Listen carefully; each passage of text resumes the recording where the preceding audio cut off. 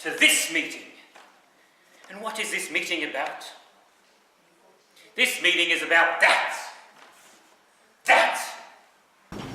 And what is that? That is a sign that God has decided to show how much love He has for mankind. That is a sign that God has decided to declare war against us. That is a sign, my fellow demonic colleagues, that we are defeated. Defeated! Unless we come up with some plan, some idea, some strategy as to how to re-establish our reign over mankind whom we hate. Whom we hate. Ever since that day that that man God assumed flesh and died upon that cross, I have been filled with a more deeper hatred, a more vehement passion, and a deep loathing for all that He has done, for all that is holy. Frankly, the reason I've called you here to this meeting because I do not know what to do. I don't know. I just don't know. I don't know. I don't know. I just find and don't know. I don't know. I don't know why on earth I have to get stuck here in this province. Of all the provinces, the entire Roman Empire, I have to get put in Jerusalem. I get stuck here in Jew capital. All their flaming problems. Listen to this. Law of Moses, Sabbath breaking, witchcraft, blah, blah, blah. I mean, how on earth can I understand all these problems? Bring in the prisoner. Right, it says here that you are a Jesus of Nazareth. Jesus of Nazareth. You're a carpenter, eh? Well, it's a pretty noble trade. It says here you are sentenced to death. Take and execute. All sounds a bit hasty, doesn't it? All sounds a bit like you're in a rush. There's something not quite righty. The prisoner can wait here. There's something not quite righty. Yeah, Caiaphas, good morning. Look, listen, this guy you've sent to me, look, there's nothing really I can do about it, you see, because, what's that? He's a Messiah. Well, what's a Messiah? And why do you write anything about a Messiah in the court? What's that?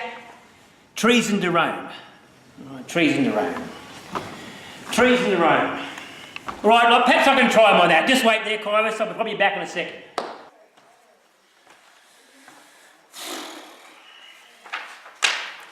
Right. Who are you? They say you're a king. Are you a king? Huh. So you are a king then. A king of what? Truth. A king of truth, for crying out loud. What is truth? You know, I know what you are. You're like one of those eccentric guys that go around living in his mind all day, saying, well, this is what truth means to that person and this person and that person. That's what you are. You're a philosopher. A philosopher. Philosophy bores me stupid. There's nothing in this case. There's nothing in this case, Caiaphas. This guy is just an eccentric madman who wanders around living in his head. There's nothing here I can actually take action over. So what do you want me to do?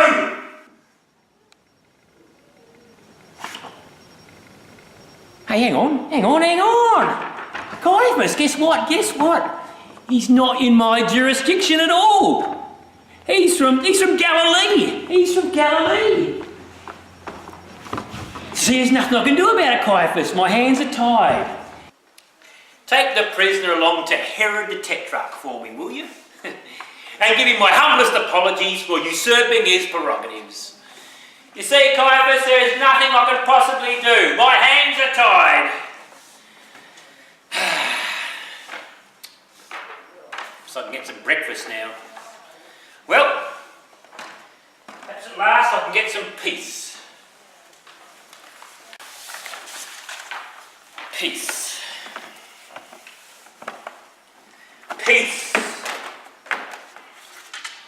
Peace.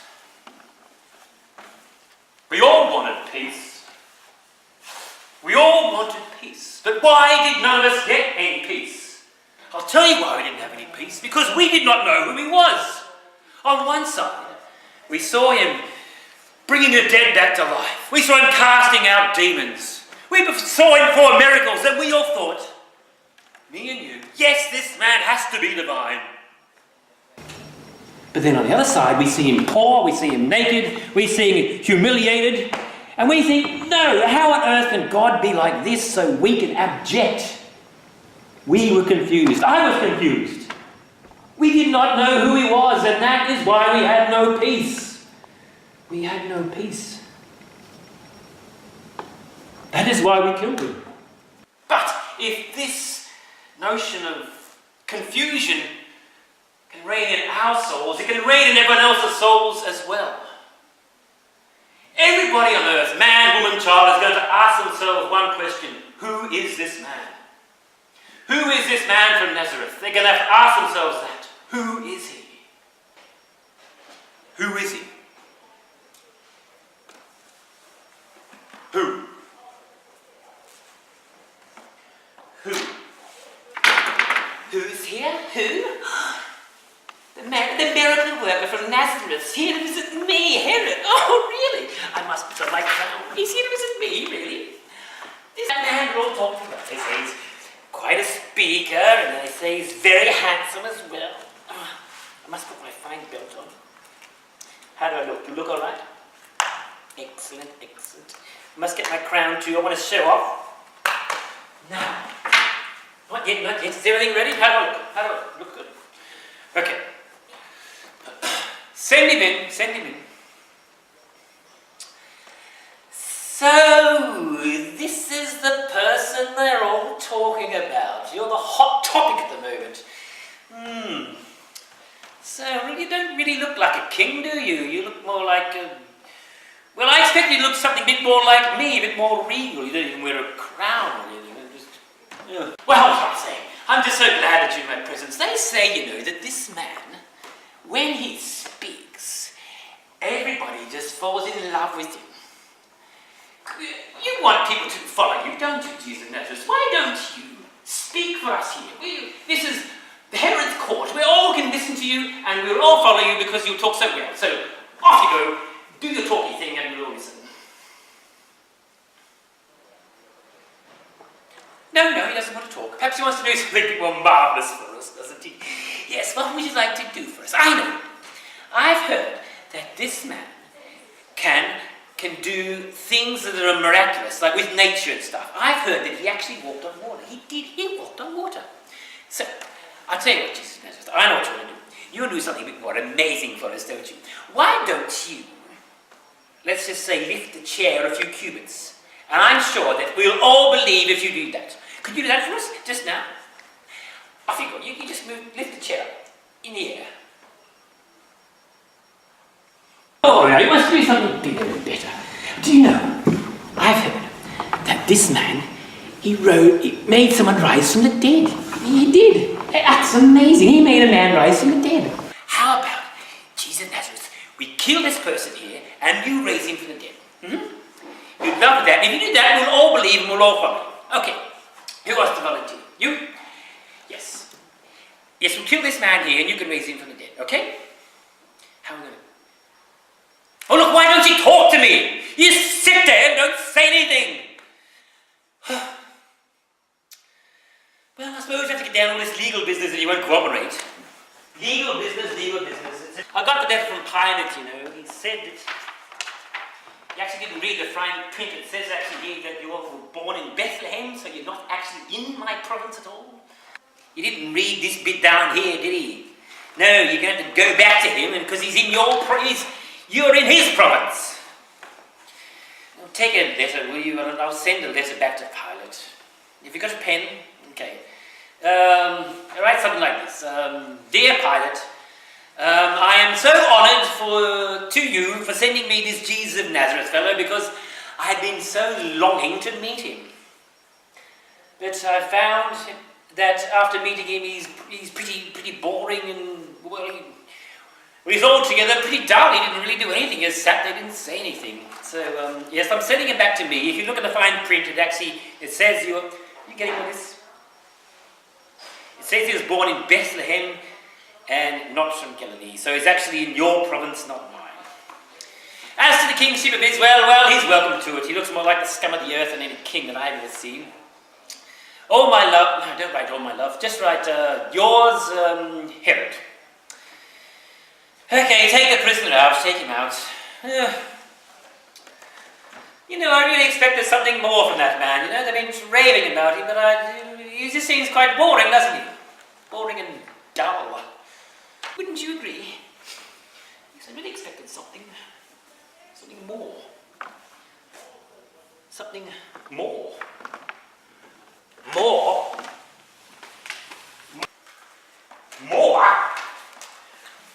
I can't take any more of this. Listen, I send him to Herod the Tetrarch and he can find nothing wrong with me as well. I've examined this Jesus of Nazareth both privately and publicly and I found nothing that he has done has made him liable to the death penalty.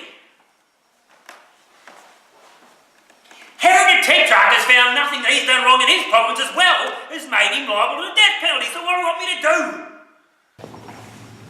I do know that it is your custom, your tradition to release a prisoner at the time of Passover. Now this is Passover. So I put it to you.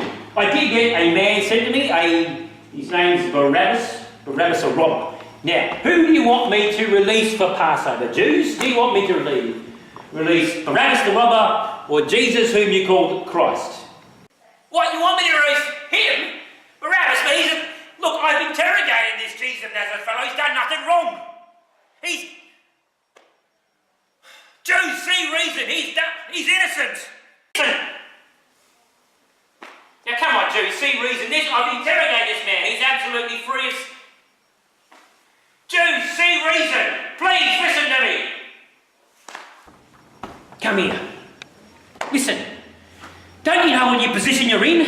You need to speak to me. I have got the power to crucify you or set you free. Why don't you speak to me? Come out here. Rule of the crowd. Look. Behold the man. Shall I crucify your king? What's that? You've got no king but Caesar. Well, Caesar, we're here. Glad to hear that. Well, what shall I do with him? You want me to crucify him? You want me to crucify? This is madness. Jews, see reason.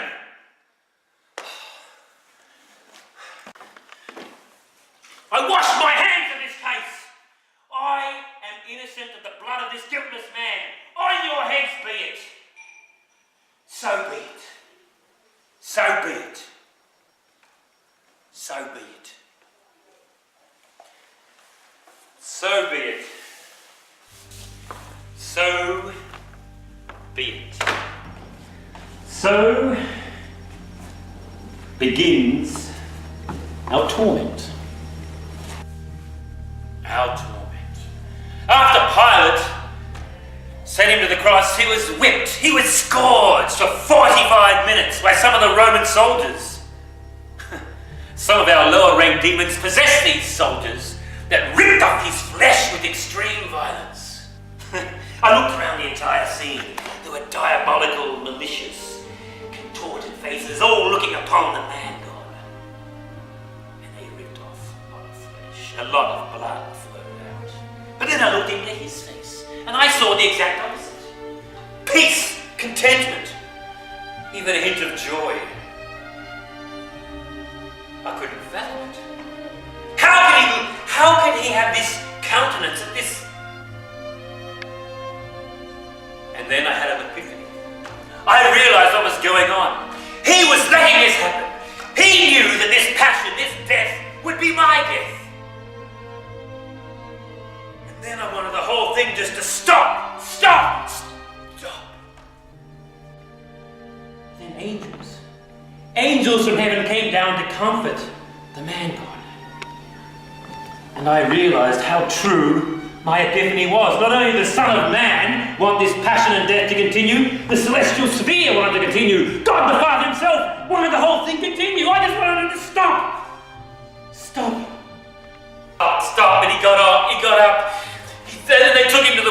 cross. Some slaves came along and threw the cross down in front of him.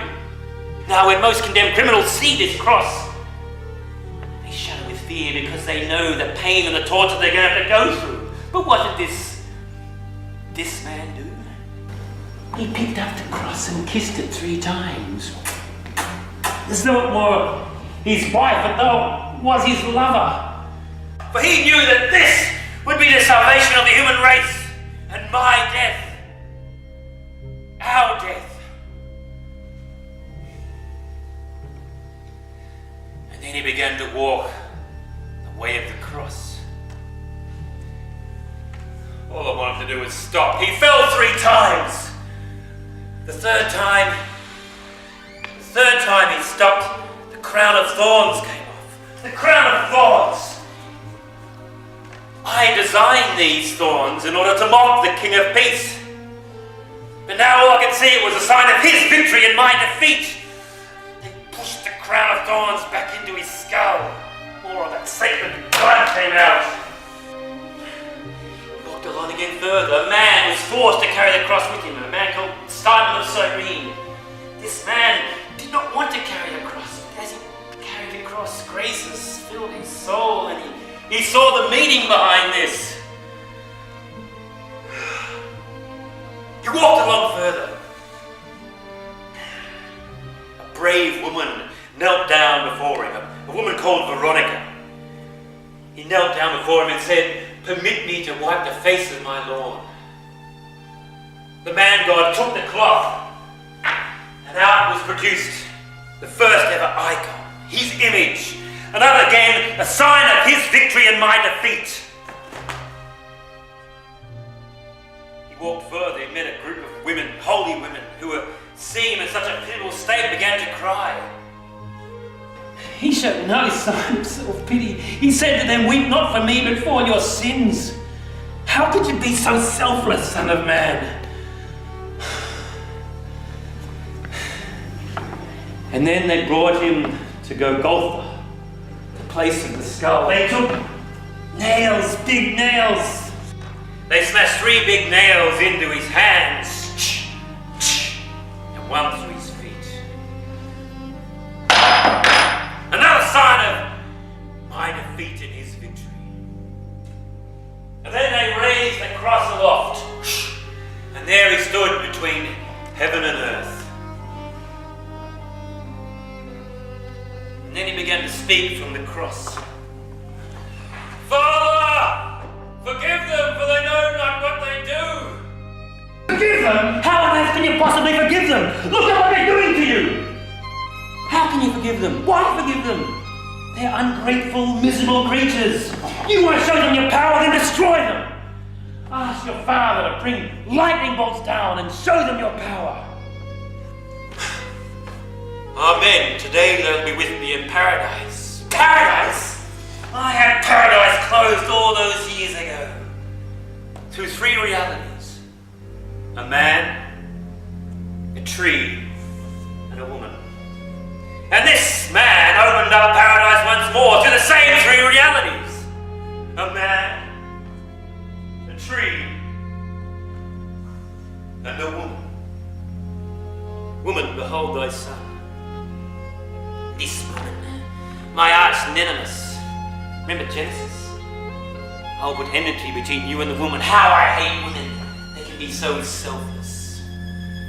And no woman on earth had loved this man more than what she did. The first Christian. No woman had ever loved the Son so much as her. How she loved the Son. Son, behold thy mother. How on earth can a man, this man, a grown man, become a son, and this be a mother? There's only one way. Belief. Faith. This man had belief and faith and loved that man. And God's grace made him a new creature. This man was trying to raise up an army of sons and daughters of God to go into war against me. He was raising an army for God. My God, why hast thou forsaken me? These words made How can he take on so much? How can he show much love to these ungrateful creatures? So inferior, so weak, so fickle. Man is so ungrateful, not like us angels, we're so superior. These men are so weak and so dumb. How can you do so much? How can you take on this doubt, this despair, this darkness, all for love of them? Why thirst? Yes, he thirsted. But he thirsts metaphorically for the salvation of the entire human race, whereas we thirst for their damnation. How I wish it would be fulfilled. It is consummated. What was consummated? He consummated the end of the Jewish laws, the Jewish customs, the Jewish traditions. He consummated the victory over me, over us, and he consummated his mission to the Father. He did everything his Father wanted. Father, into your hands I commit my spirit. Ha! The Son of Man dies on the cross. Look at this. Look at this. Look at this. This is the way we are defeated and the human race is saved. This is the most profoundest moment in the history of the human race. Look at this, because I don't want anyone here to look on it ever again. I don't want anyone in the whole human race to look upon it again. Look at this. This is the way God wins and we lose. Look at this. From now on, all of humanity will call this Good Friday, but for us it is very, very bad. Look at this. I will not serve anything must bend. I will not serve everything must bend. No, I will not serve everything must bend. No.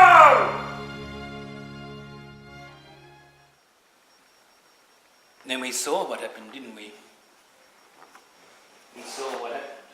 The temple was split in two from top to bottom. There was an earthquake, and darkness ruled the earth.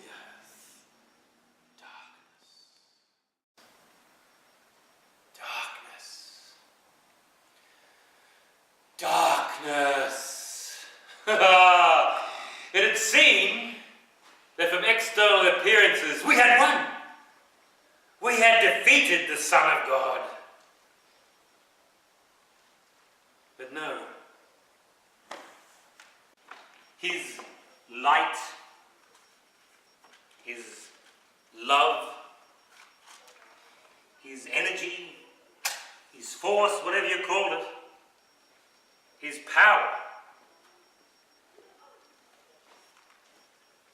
renewed all of creation, brought everything back to life. Even the dead came back to life. Dead came back to life. The dead came back to life.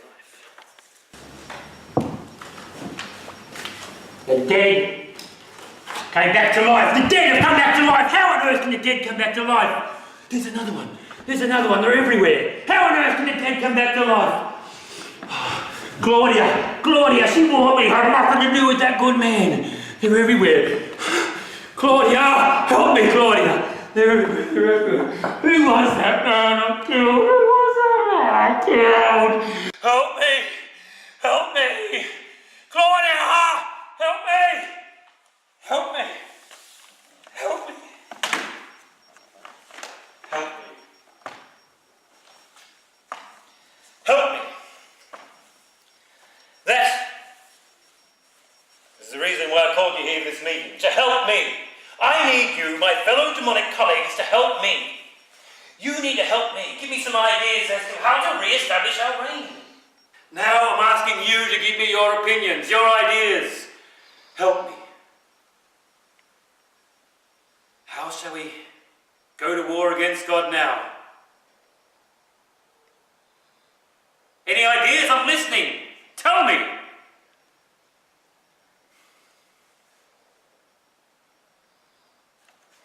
Diabolus, before the meeting started, you said a phrase that resonated with me. You said, human nature never changes. Human nature never changes. Listen to that. Human nature never changes. That's right. Human nature does not change. That's right. Human nature does not change. That means that human beings will still be the same. There's always be three basic reactions to the spiritual world, the afterlife. The people just don't care. They think the afterlife is a load of nonsense. These people are not spiritual, and they do not need to be tempted or deceived by us, because they are already lost, and they will do our work for us. These sort of people are good. The second sort of those who sort of look at this and don't see much meaning in it, and they think, yes, I believe in some sort of afterlife, but I'm not too sure. Why is this man any better than Buddha or Confucius? They all seem the same, and these sort of spiritual people end up following no one. This is good. The third sort of reaction is the spiritual person who sees this and knows what it means, who can find meaning in suffering. These sort of people will be very, very hard to deceive, but there is a way.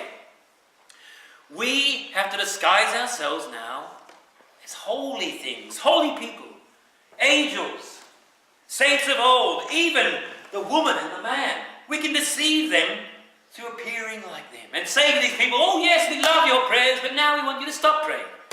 You've done enough. Oh yes, you've performed all these sacrifices. We're so happy with you, but now we want you to just eat and be merry. We can deceive these sort of people. But the easiest way to deceive these people is by giving them spiritual knowledge. Spiritual knowledge. Make everybody on earth who follow this standard think that they are spiritually superior. And this way their heads will go very, very big and their hearts will go very, very small. Knowledge is power. Knowledge is power.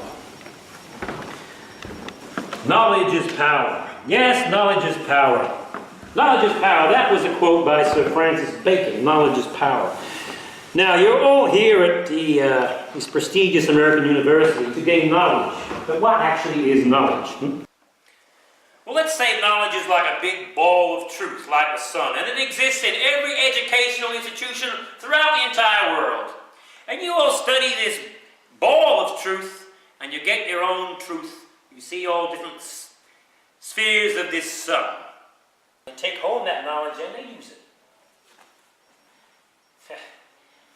I digress here. Actually, there was this Christian in my class about a week ago, and he comes up to me and says, Professor Pilot, you say that this bowl of truth is, relative. Well, this Christian said to me, Professor Pilot, I believe that truth is absolute. He looks at me and he says, oh, Professor Pilot, what is truth? And I said, truth, what is truth? It could be interpreted by, anybody in a different light. And this Christian said, well, I believe that truth is absolute and that truth is Christ. And he said to me, well, what do you think of Christ? I think Christ is absolute truth. For crying out loud, I said to this Christian, well, if you believe Christ is absolute truth, well, how come there's so many Christian denominations, huh? There's millions of you. If you believe that you've got absolute truth, well, why doesn't a Jew or a Muslim or a Hindu believe they've got absolute truth? And look at all the wars that Christianity, Muslims, and Jews have created. They all go to war in the name of absolute truth, don't they? Well, I made this Christian shut up. He didn't say any word after that. And I said to him also, well, you Christians are always so negative. You're always against everything. You're against abortion. You're against sex before marriage. You're against having fun. What do you actually stand for? Anyway, that shut him up. Didn't hear much about him after that. Anyway, I'm getting back on the topic. I want you to write your essay. The topic is the problem of evil. And I want that essay to be on my desk on Monday morning, 9 a.m. The problem of evil. You got that? Problem of evil. Problem of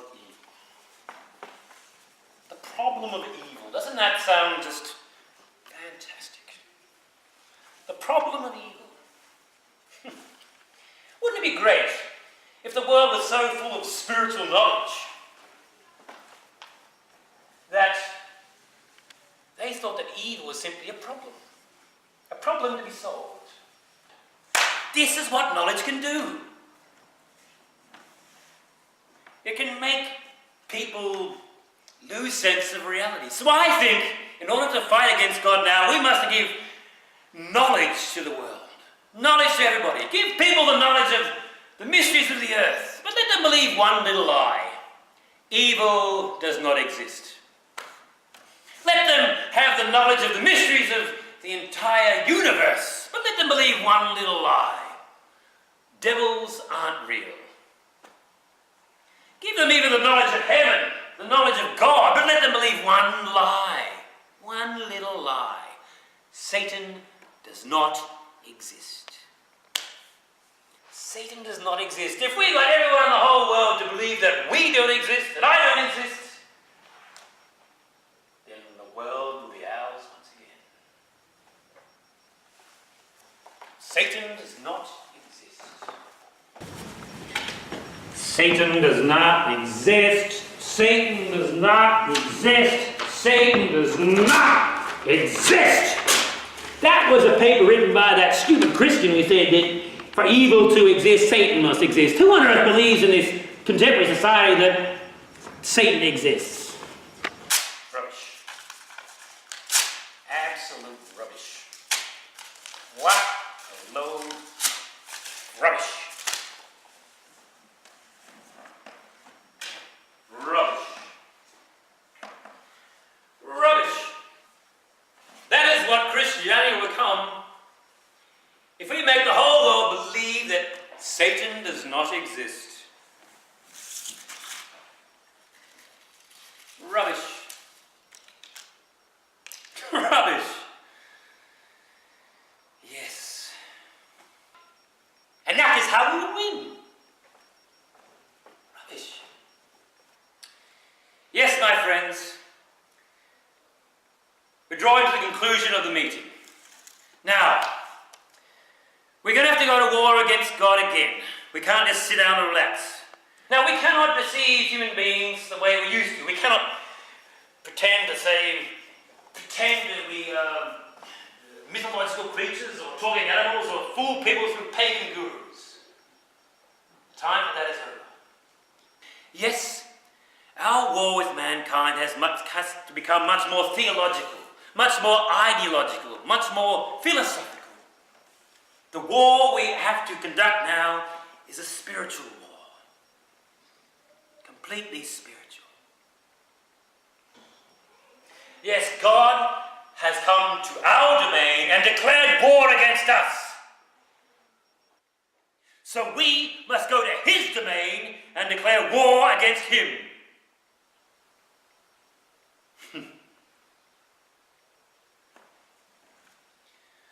My friends, my fellow demonic colleagues, my intellectual elite of hell, I ask you now to follow me, because we are going to enter deep into his domain and see what chaos we can produce. Yes, my friends, the meeting has ended. But now I want you to follow me, because we are going to church.